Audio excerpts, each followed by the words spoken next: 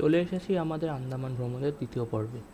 গতকাল আমরা কলকাতা থেকে পোর্ট ব্লেয়ার হয়ে হ্যাভলক তথা স্বরাজদ্বীপ এসে পৌঁছেছিলাম। আজকে আমরা স্বরাজদ্বীপের কালাপাত্থার বিচ ও আরও একবার রাধানগর বিচ ঘুরে দেখব। আমাদের প্ল্যানে এলিফ্যান্ট বিচও ছিল, কিন্তু আমরা কেউ ওয়াটার স্পোর্টস করতে ইচ্ছুক না থাকায় আমরা এলিফ্যান্ট বিচ বাদ দিয়েছিলাম।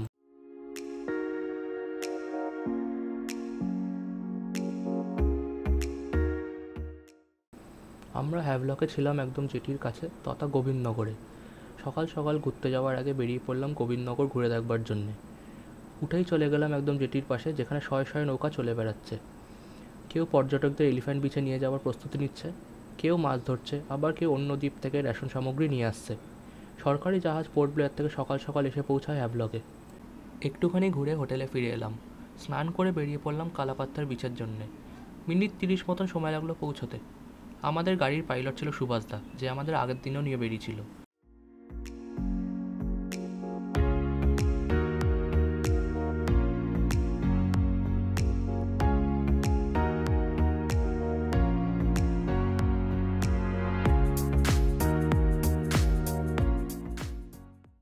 মিনিট 20 যাবার পরই মাঝে মাঝে বাঁদিকের গাছের ফাঁক দিয়ে দেখা যাচ্ছে নীল সমুদ্র। হ্যাভলকে জেটির সামনে থেকেই স্কুটি ভাড়া পাওয়া যায়, যার মূল্য 500 টাকা প্রতি 24 ঘন্টার জন্যে। কালাপাত্থার বীজটা অনেকটা জায়গা নিয়ে ছড়িয়ে, শুরুর দিক আবর্জনায় ভর্তি ছিল।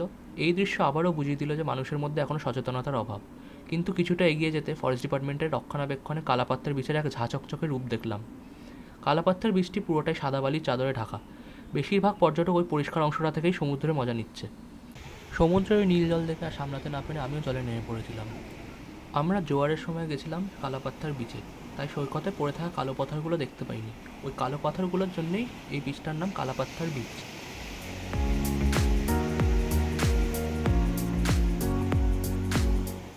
ইউটিউবে অনেক ব্লগারের ভিডিওতে দেখেছি কালাপাত্থার বিচে এই গাছের বাঁধা দোলনাগুলো। দোলনা ফাঁকা পেয়ে আমিও ঝুলে পড়লাম। কালাপাত্থার বিচে ঘণ্টাখানেক সময় কাটানোর পর রওনা দিলাম হোটেলের উদ্দেশ্যে।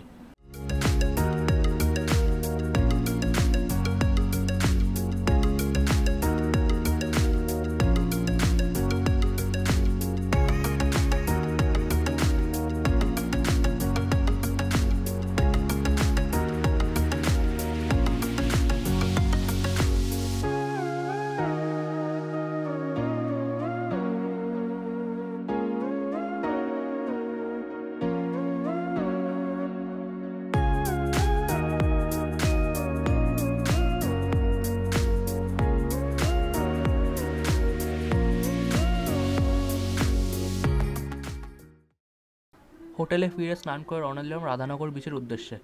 আগের দিন এখানে স্নান করেছিলাম, তাই আজ আর স্নান করার সময় নষ্ট না করে চলে গেলাম সোজা পাখি দেখতে ও সূর্যাস্ত উপভোগ করতে। প্রথমেই পেয়ে গেলাম অলিভ ব্যাক সানবার্ড।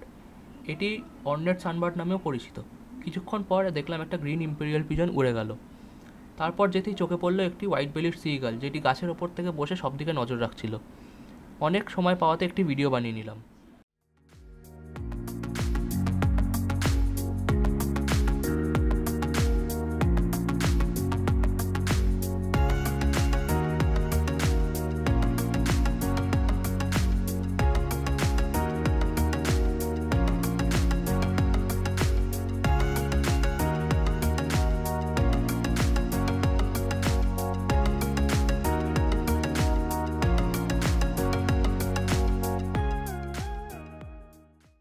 আলো কমে আসছিল, তাই সেদিনের মতো পাখি দেখা থেকে বিরতি নিয়ে অপূর্ব সেই সূর্যাস্তের মজা নিতে লাগলাম।